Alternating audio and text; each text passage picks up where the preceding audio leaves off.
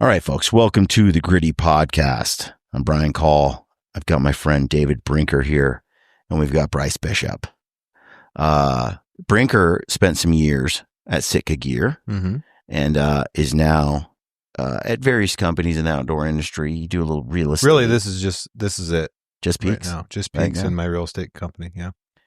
And Bryce, you're the founder, the Oracle. The man behind Peaks Equipment, and we are in Montana this weekend. What did you call this location yesterday? It's a skiff. A skiff? What does that mean? What does that stand for? Skiffs are what they use in the government when they want to have private meetings that can't be hacked. Yeah, okay. I like it. We're in a skiff, guys. We're in a skiff right now. We can't. Yeah. I've been scanning the perimeter for our competitors and using infrared and binoculars. Yeah. While we're here, I wanted to sit down just briefly, give the audience some useful information. I've done this rant a couple of times on my own, so some folks may have heard this before, but getting your perspectives on this, it has to do with the reluctance people have of adopting the teepee, and especially the sentiment I get from folks that say, can't use it there. Yeah. Teepees doesn't work. Yeah. TB's not viable for this hunt, that hunt. A little bit facetiously, I did a podcast that said all the places I would not use a teepee. I think that was the time. Oh, I think I remember that one. Yeah. And then, was there none? Spoiler alert, there was none. People clicked it, and then they heard me be like, okay, let me explain. And it remains true. I mean, I just did a podcast 2 days ago at the Wild Arrow Archery Shop. Sat down with Jeremiah Plyer and his wife, Thalissa, Tito, his buddy, those Mark from the Wild Arrow movie I made, that sheep hunt. So my audience has been introduced to them through the film. They went with Jeremiah on his archery sheep hunt adventure. And what you don't see in the video was they packed a Peaks teepee and a stove over to that ram. And so in the dark, when they're like touching that ram for the first time and they're like sitting around it, what you don't know is they set up the teepee there. Oh, wow. And they had fire. It wasn't too far from wood. And Thalissa had gone across the bottom, and the bottom of those Red Rock canyons are actually wet and swampy often. They're choked. They're nasty. It looks like it's desert, but there's pockets where it's thick. It's brush taller than your head. And she had slipped, got her boots filled with water. And at night in the desert, as you know, and this is December. It's cold. This is December. It's freezing. And so she was frozen, and they got the teepee set up.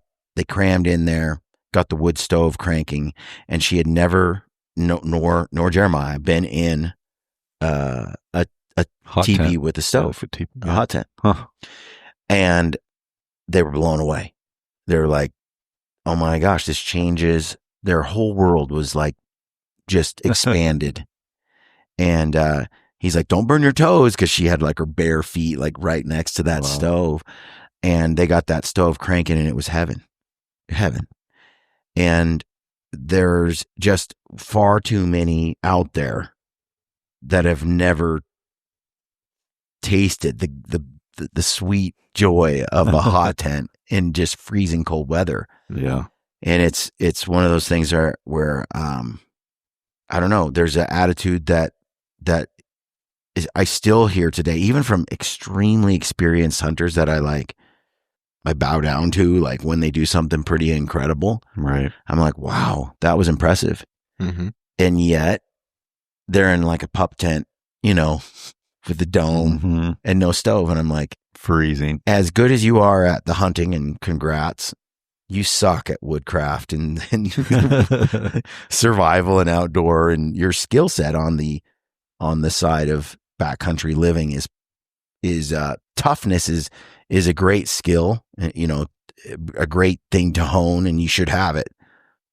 But But just suffering because you're not skilled, that's dumb. Yeah. You know? Or because you're stubborn. Yeah. I mean, because the really great hunters that I've had these conversations with, and I can think of several, they know there's benefits to it. They'll even admit it sometimes. Yeah. But they're just not willing to do it because this is what I've always done. It works, and I'm not willing to try something new. I think some of them have watched too many mountaineering videos. Yeah. And they really like those brands. They don't take teepees up Everest. Yeah. And so they're like, yeah, that's not like cool or something. I think hot tents have become cool, but in certain crowds, there is still this, I do think there's this attitude where, you know, they're emulating all of the gear that mountaineers use. Which is where all the technical gear in the hunting industry came from. Yeah. So that makes sense. That's actually an interesting hypothesis. And I agree with that. But then Peaks comes along, for example, and they build gear that suits hunting. You look at Initial Ascent. They came out with a pack that is for hunters. We just did a show about this the other day. Yeah. Nobody is wearing a Kelty for hunting. Right. Yeah. So the top backpacks in the climber world are not conducive to hunting. Well, we had a conversation about this yesterday too, like purpose-built equipment, right? Like there's great gear in the mountaineering industry that is perfect for those guys and their pursuits. But you can't just cross that over to hunting, right? Like it doesn't work. Yeah, we were doing an ultralight. I was watching all these podcasts and stuff with backpackers, as I do. And the big rage was, you know, a 10-pound setup for like 3 days. So that's the weight of the pack. That's the weight of all the gear, everything that you're carrying. It's sub 10 pounds for the ultralight Pacific Crest Trail backpacker. Right. That's ridiculous. That's crazy. Some are getting pretty easy to get to 20, sub 20. But, you know, my kit is around 30 pounds, which is not. That's not horrible. It's not bad. 25 to 30 sometimes. For how many nights? For like without food. That's like that's just indefinitely. That's your base everything. Oh, yeah. Then you add like 10 to 20 pounds of food to that, and you're somewhere around that 50 to 55 pound load. Yeah. Plus you have optics and weapon, tripod, things that hunters use that a backpacker wouldn't. Right. Right. So you stack. So you got your hunting equipment and you got your food. Those variables, you know, you can lighten your hunting equipment to an extent. You know, this Tricer BP bipod, 80 is like, it's like a feather. That LP head, it weighs nothing, right? But it's still got some weight to it. Your binos, bino harness, you know, you've got a rifle, bullets or a bow, arrows, you know, these are things that backpackers typically don't need to worry about, which we do. And so there's a few more things added to the list. Our backpacks need to be a little heavier because we're not just going to max our bags out at 80 pounds maxed. Yeah. We're maxing them out at sometimes 150, you know, 130, but still 120 is heavy. Oh yeah. If you're going to go lots of distances and through up and down a steep country. So we need a frame that holds those loads. The backpacker industry doesn't make those. No, they don't need to. And I have some vices. I like my Mountain Ops Ignite, and I like my Black Flag energy drinks. They are little caffeine, little nootropics, little this and that. It's my it's probably better if I didn't have them, but man, do I like being juiced and jacked and ready to go and energized. So right now, there's a 40% off at Black Flag if you use the code GRITTY. It's their anniversary sale. I'd check it out. They have the little stick packs coming. If they don't have them, they're going to have them very soon. But don't let that hold you back. Get a tub of, I love that Pink Plunder. Other people like that Savage Sunrise. There's like the blue raspberry flavor. I forget what they call it. Maybe Blue Tide or something. It's all kind of pirate themed. It's pretty cool, but use the code GRIDDY over there and get yourself some. It's got a nice nootropics caffeine kind of energy blend. It's a nice, even, sort of sustained energy that you get. It's not like drinking a Monster. If you're drinking a Monster energy drink or Red Bull or any of that stuff, get rid of that and get this instead. It's less expensive per serving. It's better for you. I think it performs better on your body. You don't have all these nasty chemicals that you're putting in your body. It should be criminal what's in a Monster energy drink. So check out Black Flag. Use the code GRIDDY right now and you're going to get 40% off. Stay gritty. And in the same way, they don't make hot tents because 90% of their market only goes out in fair weather. Yeah. I mean, they're just not, there's no mass market other than hunters really that go out actively in November, in December. I guess it would have into to the be mountains. like backcountry skiers or something like that. And even then, like, I don't know how much, is there a mass market there? I have no idea. I mean, it feels like that's smaller than fly fishing, which is just a sliver of human beings, you know? Maybe. It's a tiny market. Right. Yeah. I mean, hunters aren't massive either. Right. But they're still a significant portion. They're still 10% probably of the population. I think it'd be helpful to go through the common threads that people throw out there. Because this is when I go to shows and I listen to what people are saying and the questions they're asking. And there seems to be a few common themes as to why people are hesitant to adopt a hot tent. And I think it'd be interesting to go through them with you guys.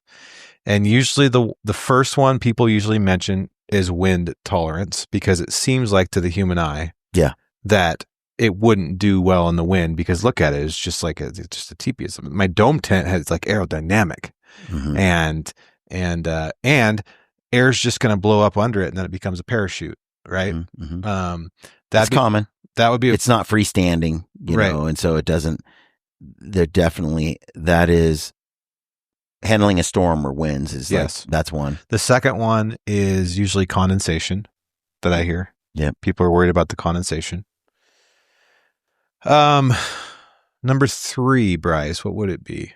A lot of floorless. The floor, the floor situation. Yes, exactly. No floor. That freaks people out. I mean, that is that freaks. And even with out. the floor, it still freaks people out because there's still a you know, if it's not pitched perfectly, it's not all the way down to the ground. Therefore, rodents, bugs, wind, things like that. So those, can you think of any? Is there 4 or 5 top things? And those are probably the main ones. Brian, do you hear anything else usually? Footprint. Oh, right. You know, the ability to be able to put it up where somewhere, you could pitch it. It needs a lot of space. You know, that's another common one. You know, those are really could be, in the past it was weight. You know, but I would say the number one thing that slows. So hunters that go out and just get after it and have for years, the floorless thing isn't necessarily their issue. Yeah. It's can it handle a storm? You know, is it light enough? Is the footprint big enough? Blah, blah, blah. For the average Joe that hasn't done it, you know, that doesn't get out but a few weeks a year and stuff, it's the floorless thing. With the guys that don't spend a ton of time outside, it's the floorless. Those are the two biggest things. Okay. So I on the floorless side, I remember being in that camp. The first time I got inside a floorless shelter, I was a little wigged out. You know, I had spent 20 years in a Sierra Designs or a Mountain Hardware or a North Face or MSR, Hubba or Big Agnes UL. Like, I've been in Go Light. I mean, every shelter imaginable that was freestanding, like REI, had a number of them too. I'd buy their brands. I went through tents like, ice cream. Like I tried new ones all the time, and they and I just used to a floor, and we had we thought we were really, on top of it when we could like light a butane, jet boil stove and like heat it up inside, choke ourselves with carbon monoxide poisoning, but it was warm but it was wet. And everything still stayed wet when you were wet. Yeah. Didn't dry anything out, and you were breathing those fumes. But Cousin Ben and I would crawl in there, and we'd be freezing, and we'd light that thing up, and then we'd melt like part of that ball, or burn a hole in the tent to burn my sleeping bag. But I remember being in that boat, being like disturbed by the lack of floor. Mm-hmm. The first time I got it, I think it was a tut, like a 4-way pyramid type teepee, and pitched it on the ground and it was snowing, it was raining, all those things. And for some reason in my head, I thought the water would like come underneath. Mm-hmm. It just never does. It doesn't do that.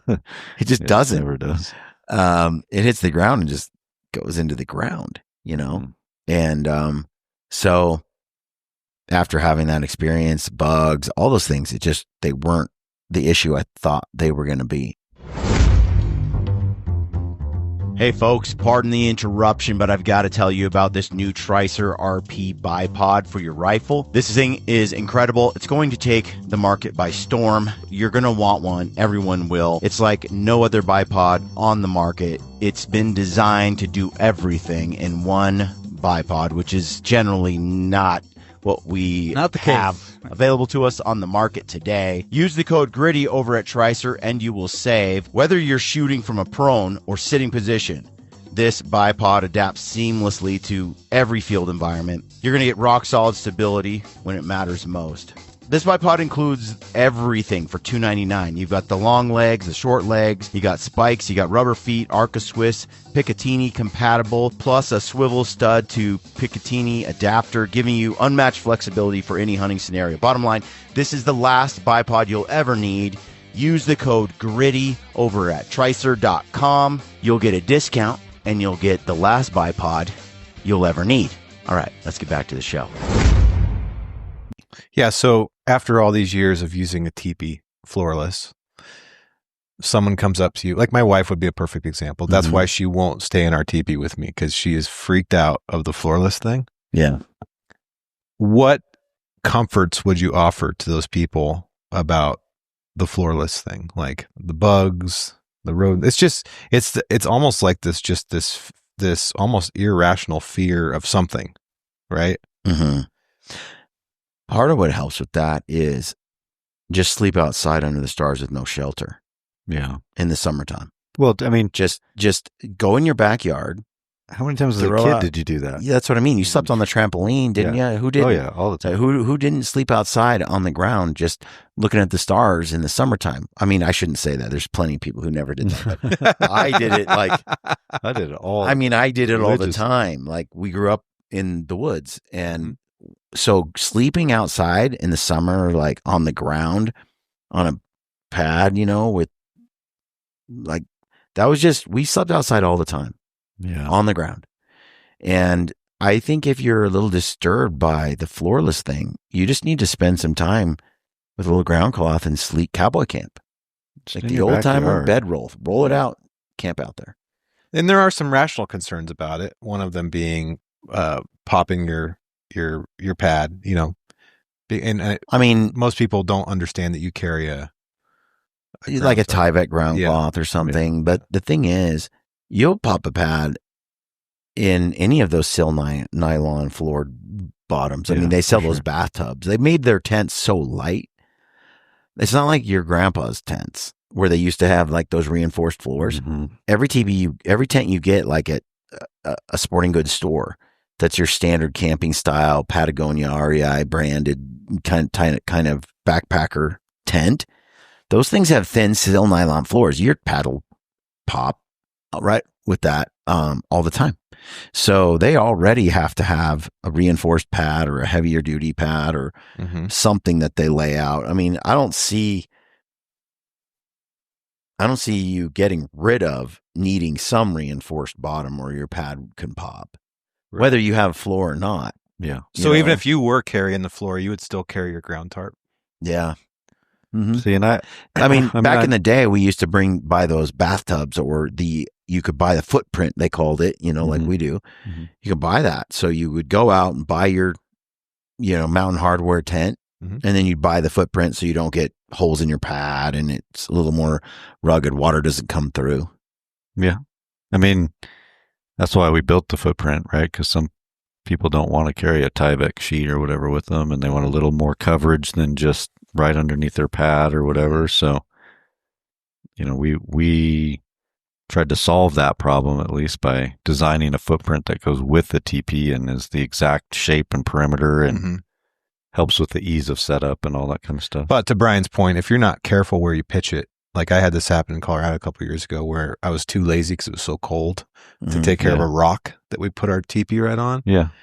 I still got a hole in my pad through the floor. Yeah. Because of that, because I was rubbing it on it, through the night, moving around. But if you're careful, it does add a little bit of protection. But yeah, I think if someone is, there's a couple things that I do. I've tried to get my wife to camp without the bug net and the whole nest. So far, she's not into it. Peaks does have an internal nest, so it's sealed up. You're hermetically sealed against all the bugs, right? So, but it weighs, it's adds weight. Yeah. And but she hiked through Yellowstone, a 50-miler. She brought it and freaking loved it. But it's a little extra weight. But for most people, that weight is nothing. Because they're not packing 18 pounds of camera gear or a rifle or all these other things. And so, and they're not packing 10 or 12 days of food. They're packing 5 or 3 or something like that. So a nest is a perfectly viable option for people that are a little bothered. But man, my whole thing is I love to see people adopt the floorless, get rid of the nest, and just really tap into the beauty of it, that it really does work. Now, Dave, mosquitoes and bugs can be a problem. They really, that can be a thing. And that is the only thing that I'd say is I'm not worried about moisture and water and things like that getting in under the tent. That's not really an issue. No. It's sort of just a thing you have in your head, but it's not a reality. Bugs can be a reality, from ticks to mosquitoes to gnats and termites, white socks and termites. And they can crawl in and get kind of up in there. The reality is, in most cases, if you set your teepee up in a decent spot, you're looking for some basics. Is the ground pretty flat? Are there any ant hills or nests or anything around? Does the ground look like you could kick it out, make it clean? Is there anything sharp there? No bushes. Like, you're kind of surveying. You're going, is it in the depression where it looks like water pools if it rains? Maybe that's not a great spot to put it. Okay, I'm on a little bit of a rise right here, but it's still flat. So if it does rain, it rolls off. You're just doing these things that you learn as you go over the years, and you get better and better at picking the right kind of site for your teepee to pitch on. And the bug thing, though, depending on the hunt, can become a problem. And so, especially where I've ran into this is in Alaska, or even some spots in Montana. Yeah, in the spring. I was going to say, spring bear hunting in Montana, you get, and even you can get hordes of gnats and mosquitoes and stuff. Oh yeah. And in the spring, one of my favorite setups in the teepee is actually the half nest, the stove, and then the teepee, because you're getting all the protection from the ticks and other bugs and stuff with that half nest. You can still run a stove to dry out all your gear and stay warm. It's not that much more weight comparatively to the benefits that you're getting out of it. No, the reality is you're half of a floor right? So you're saving half that weight, and the bug netting is really light. You might be, I don't know what it is, maybe a half a pound more is all.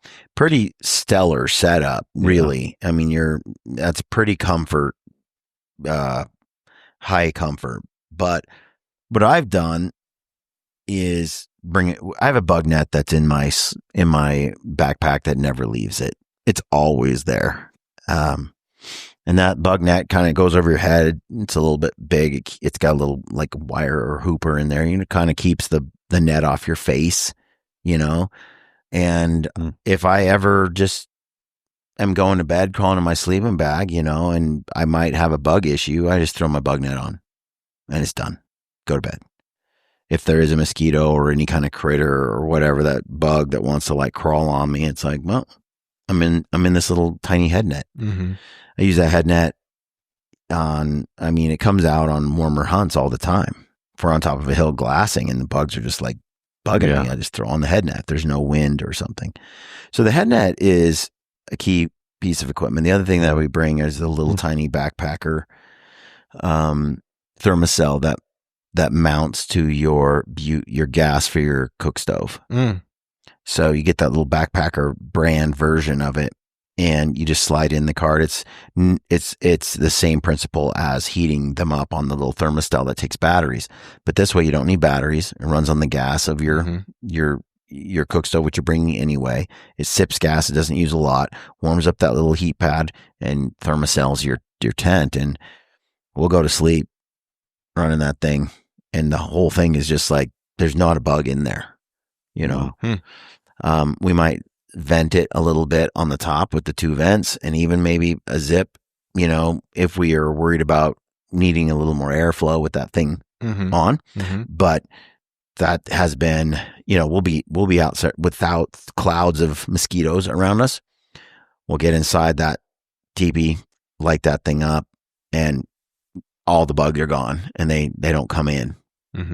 So that little thermocell trick, it weighs nothing. It's just this little tiny thing that screws onto the top of your jet boil gas.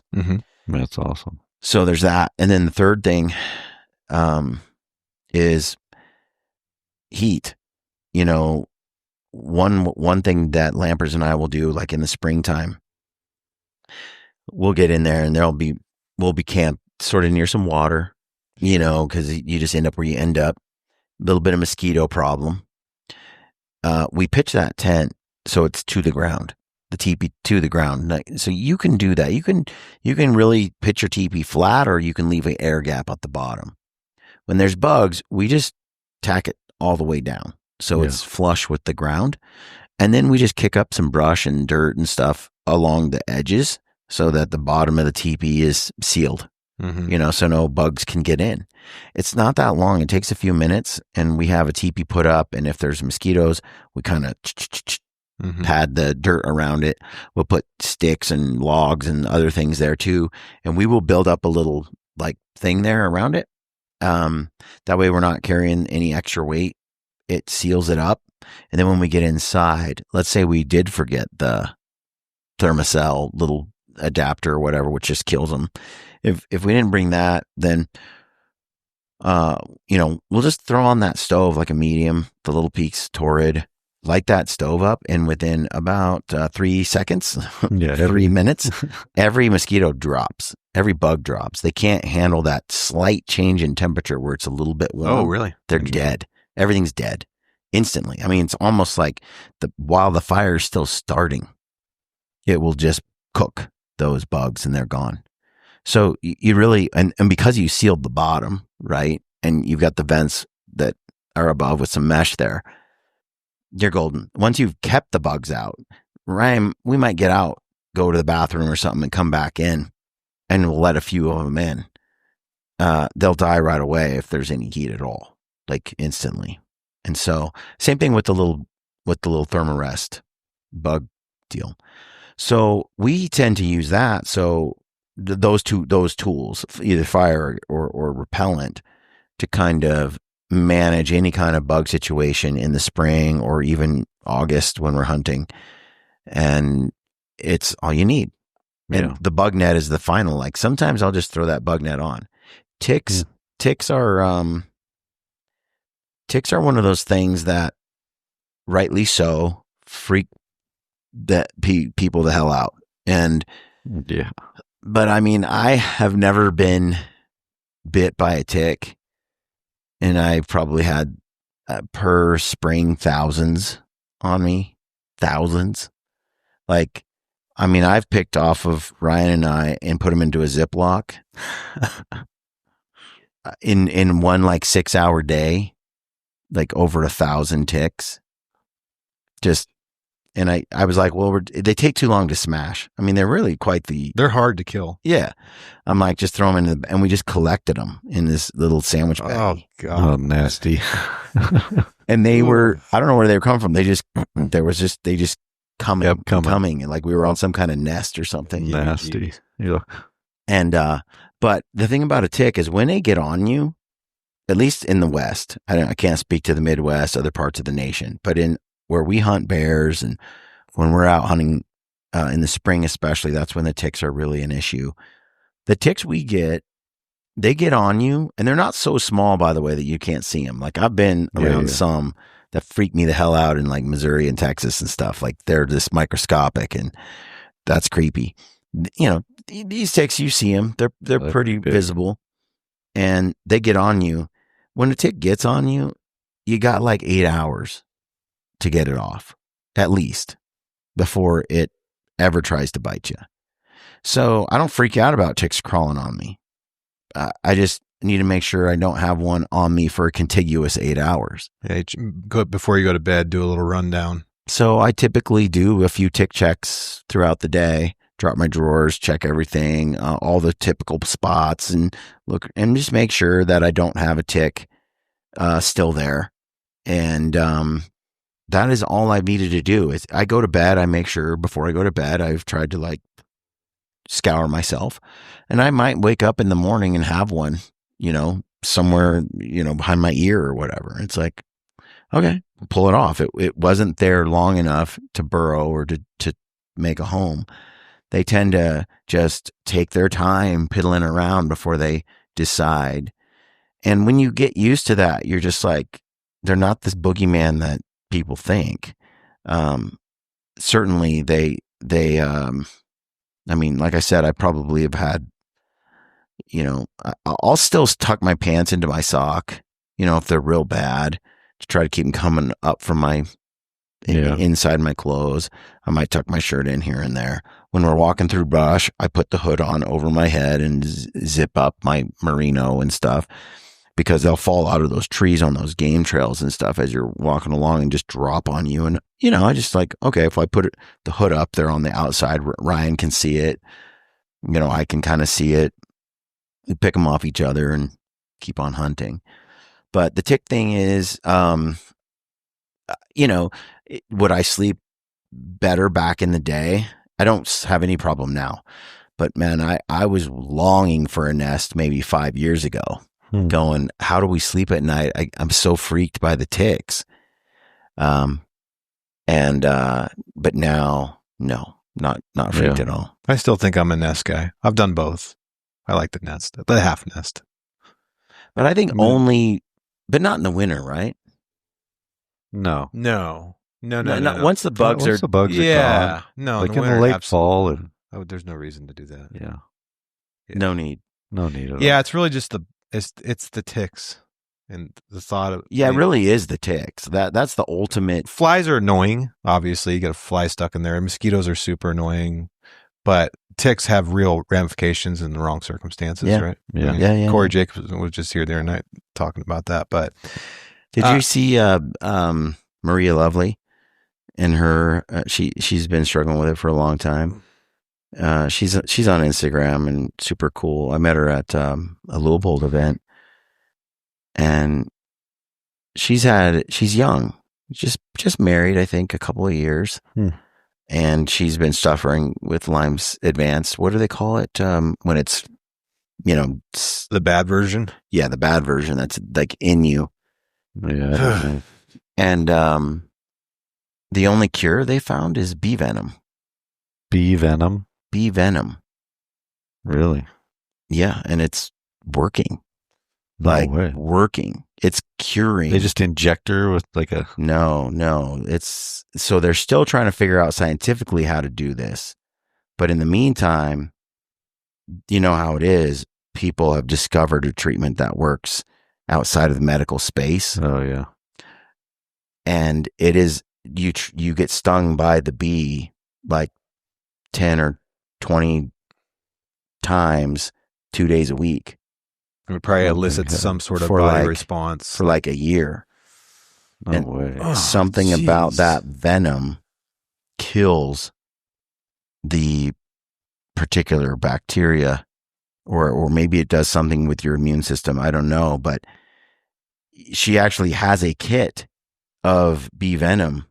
No You way. buy the bees, right? And there is a schedule and there's a protocol, and you start out with 1 or 2 stings twice a week, and until you're up to like a pretty high number of stings Oh my God. a day. Dude. What the And hell, dude? I'm serious. It seems to be there's a link and it's crazy. working, but that you can imagine how, I mean, I met her and, you know, bless her heart, she'd be like great one day and then just so weak and sick Yeah. the next. And it's just, you're desperate.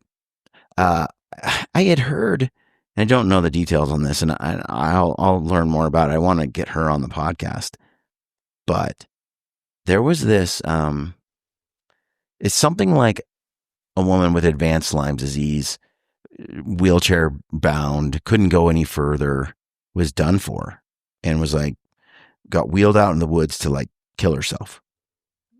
And somehow or another, this Got could be stung by all a bee. apocryphal.